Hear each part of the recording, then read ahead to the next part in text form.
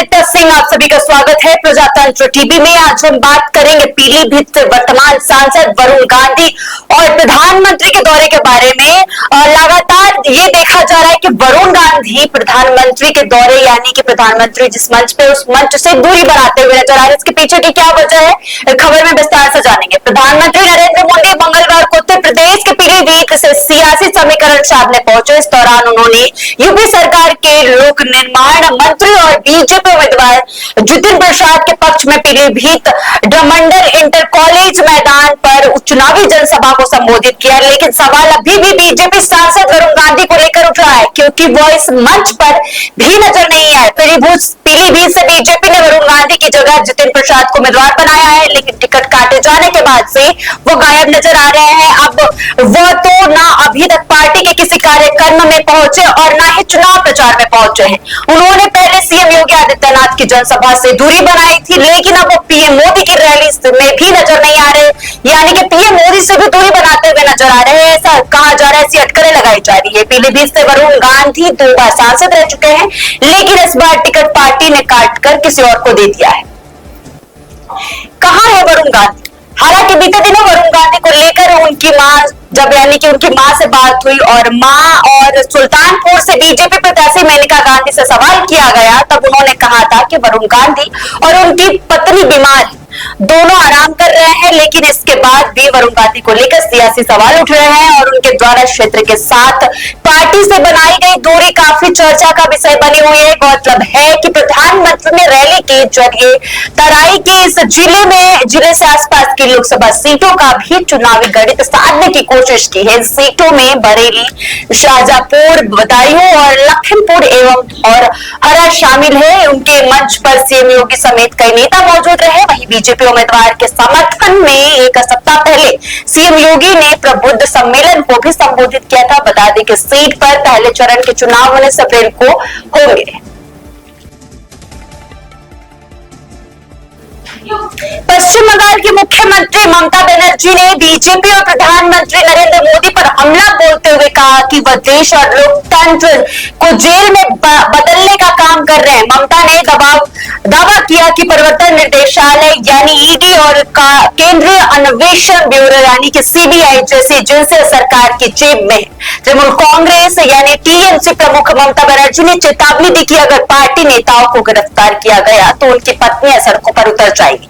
ममता बनर्जी ने कहा कि प्रधानमंत्री नरेंद्र मोदी यहां पर आए और उन्होंने कहा कि 4 जून के बाद भ्रष्टाचार के खिलाफ बहुत सख्त कार्रवाई की जाएगी, मगर उनका इस बात से मतलब चुनाव के बाद विपक्ष नेताओं को सलाखों के पीछे भेजने से है। टीएमसी प्रमुख ने कहा कि पीएम को क्या इस तरह की बात करनी चाहिए? क्या वो अगर मैं भी कहूं कि चुनाव के बाद बीजेपी नेताओं को जेल में डाला जाएगा, लेकिन मैं नहीं कहूंगी, क्योंकि लोकतंत्र में इस तरह की चीजें अस्वीकार्य। ईडी सीबीआई को लेकर बीजेपी पर ममता बनर्जी ने तंज कसा। पश्चिम बंगाल के बांकुड़ा में लोगों को संबोधित करते हुए टीएमसी प्रमुख ममता ने आरोप लगाया कि बीजेपी पूरे देश को जेल में तब्दील कर रही है। उन्होंने टीएमसी के गिरफ्तार नेताओं की पत्नियों से कहा कि वे अपने पतियों के सपोर्ट में सड़कों पर आए। ममता ने आगे कहा कि लोगों को चुन चुनकर अरेस्ट किया जा रहा है, सबको जेल भेजा जा रहा है। बीजेपी देश और लोकतंत्र को जेल में तब्दील कर रही है। सीएम ने कहा आरोप लगाते हुए कि आपकी एक जेब में ईडी और सीबीआई है, जबकि दूसरी जेब में एनआईए और इनकम टैक्स डिपार्टमेंट है। एनआईए सीबीआई बीजेपी के भाई भाई है, वही ईडी और इनकम टैक्स बीजेपी का टैक्स कलेक्शन फंडिंग बॉक्स।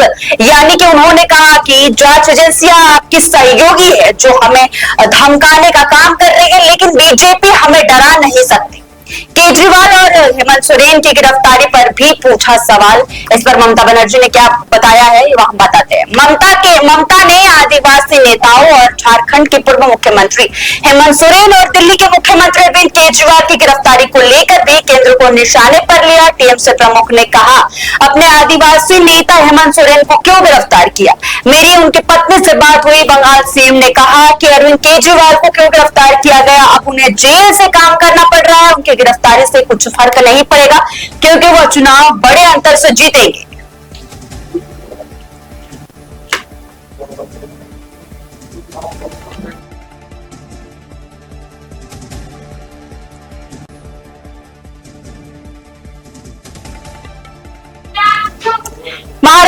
विपक्षी गठबंधन महाविकास आघाड़ी यानी एमवीए में शामिल कांग्रेस, शिवसेना, यूबीटी और एनसीपी के बीच सीट शेयरिंग पर बात बन गई है। उद्धव ठाकरे की पार्टी शिवसेना यानी यूबीटी कुल 48 सीटों में से सबसे अधिक 21 सीटों पर चुनाव लड़ेगी। वहीं कांग्रेस 17 और शरद पवार की पार्टी एनसीपी 10 सीटों पर चुनाव लड़ेगी। तीनों दलों के सांगली, भिंडवाड़ा और मुंबई नॉर्थ सीट पर टकराव बना हुआ था।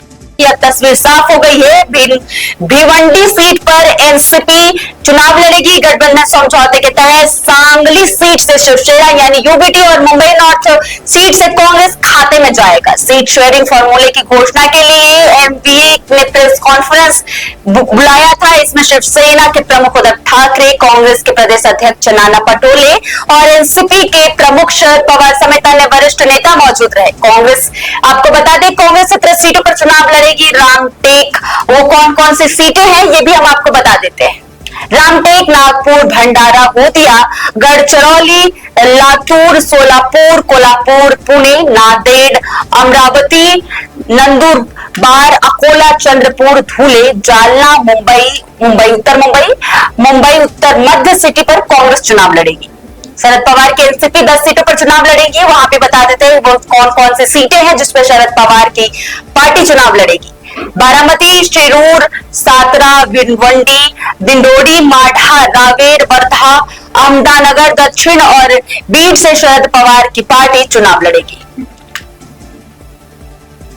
उद्धव ठाकरे की शिवसेना 21 सीटों पर चुनाव लड़ेगी। दक्षिण मुंबई, दक्षिण मध्य मुंबई, उत्तर पश्चिम मुंबई, मुंबई उत्तर पूर्व, जलगांव, परभनी, नासिक, पालघर, कल्याण, ठाणे, रायगढ़, मावल, धाराशिव, रत्नागिरी, बुलंदाला, हाथकंड, संभाजीनगर, शिरडी, सांगली, हिंगोली, यवतमाला और वासनी से शिवसेना यूबीटी चुनाव लड़ेगी। यहाँ बता दें, लोकसभा चुनाव के लिए उद्धव ठाकरे ने अब तक 21 उम्मीदवारों का ऐलान पहले ही कर दिया है। कुछ दिन पहले शिवसेना ने 4 उम्मीदवारों की दूसरी लिस्ट जारी की थी। इससे पहले उन्होंने 17 उम्मीदवारों की लिस्ट जारी की थी।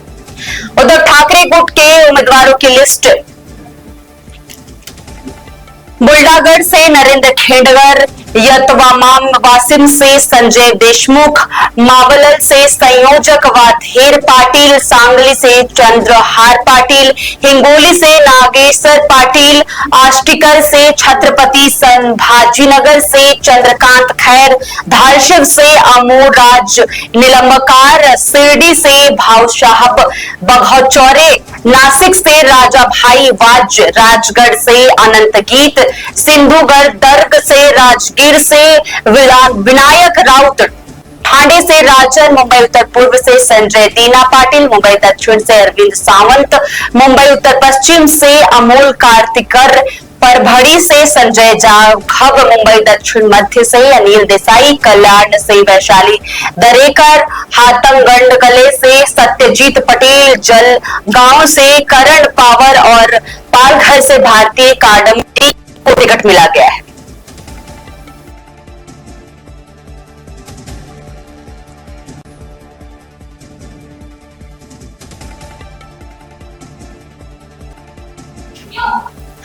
तमाम खबरों को देखने के लिए जुड़े रहे प्रजातंत्र टीवी के साथ।